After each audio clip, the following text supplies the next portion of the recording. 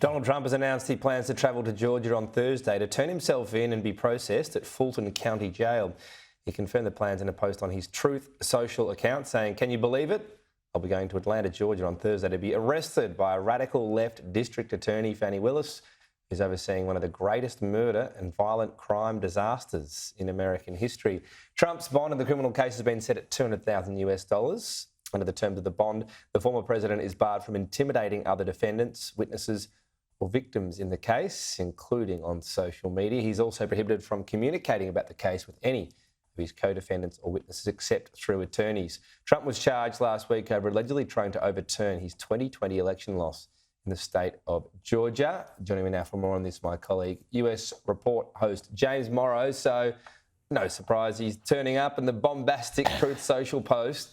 Nonetheless, makes for fascinating television at the time the Republican debate will be going on, which he doesn't really want a part of anyway. So, in other words, it all feels very Donald Trump at the moment.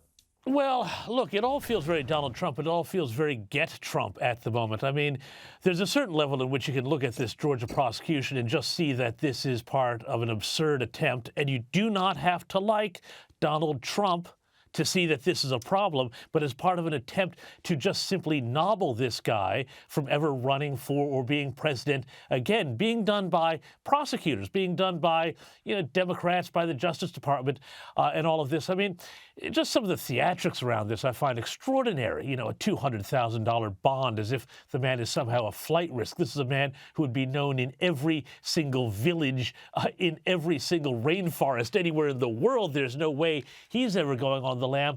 But the thing that this is all a great distraction from, Tom, is, the very real problems that the Biden family has.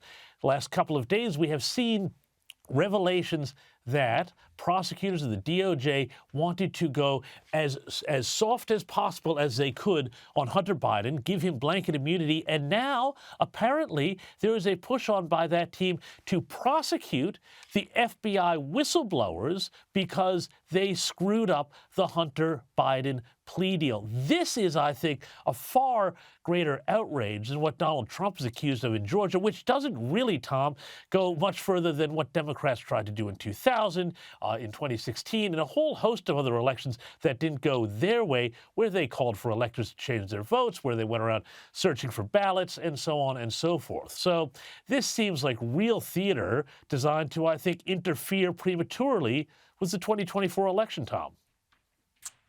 There's the most serious allegation amongst all these different elements, I suppose, is supposedly trying to fabricate the actual electors themselves within the college system. The proof of that would be the key.